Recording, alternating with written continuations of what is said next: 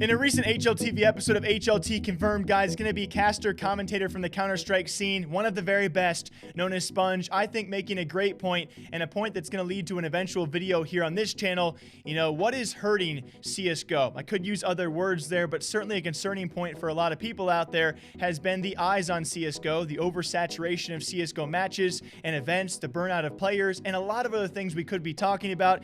Impending coaches going down, as well as players for a spectating bug or match fixing. There are a lot of issues currently with Counter-Strike. I think Spunj brings to light another great one, that being about players. And this can actually go for all esports out there. He obviously is talking about Counter-Strike players with exorbitantly high salaries not offering enough back to their esports organizations. Here's what he had to say.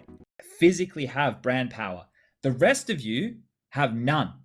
You have zero.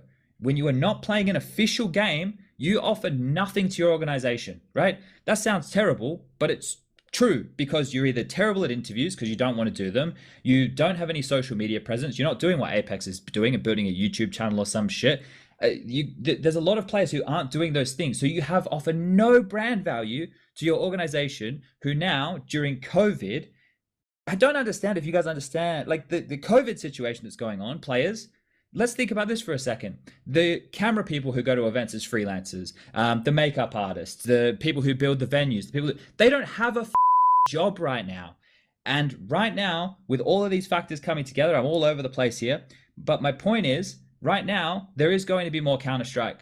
And I don't want to, I get it shit. It's shit for me trying to sell a IP versus Vitality game for the 5th time. And if you guys want to check out HLT Confirmed, they are really underrated when they talk about this stuff. Do a live stream on Twitch as well. And this just makes sense, right? Especially when you think about how high these salaries are for Counter-Strike, how little Counter-Strike content you see from CS pros. Yeah, you might see simple streaming from time to time. You might see JW, I guess, as well. I think Tarek probably does it the best of anyone. Maybe a guy like Stewie as well. A bulk majority of Counter-Strike pros do not build their own brand and build their own audience. A thing which, by the way, Hector Rodriguez, now a co-CEO of NRG, he lives by these words that content is king. Build your brand. If you want to stem it back to a different character as well, who has done things around content his entire life, 100 Thieves CEO Nadeshot has always said, build your brand. Do something outside of pro gaming, because once you're no longer a pro, you know, what's going to make that check? He has always preached, you know, stream on the side, build your audience and your brand on the side. So once you retire, you can still have some way to make money and have a presence. That's just one thing I've never really understood. And there's a lot of players, man, who have been competing for a long time now, who are not necessarily on the last leg of their career, but maybe contemplating like, okay, I'm in my mid-20s, dude. I got to figure this out. What's next? And if they just spent the time building their careers and streaming more often and trying to create content, and again, maybe it's just not for some people, but I think a lot of people are realizing now that they're at the end of the road, what do I have to show for this? So that's why I encourage anybody and everybody who's involved in this space, like, just be streaming.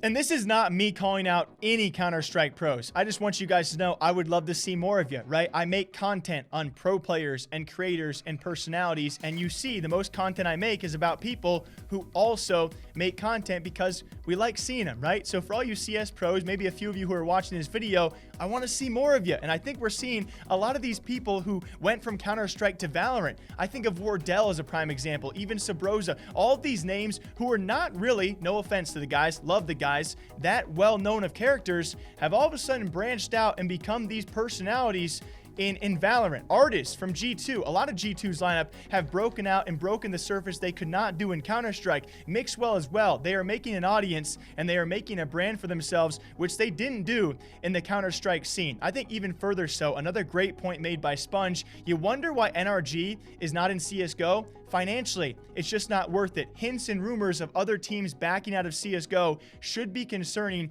So I wonder where it starts.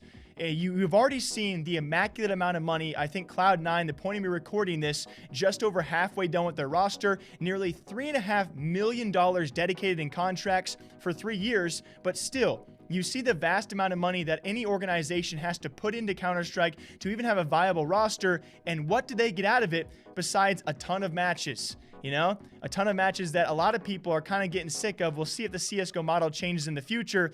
I don't know where I'm taking this, but where does it turn around? Does it start with the organizations requiring their players to stream more? I don't know. That can be a hairy route. Does it start with players trying to make their own content and branch out? Yes. Heck yeah. But where does it start? When will it start? Will it start? Is the giant question.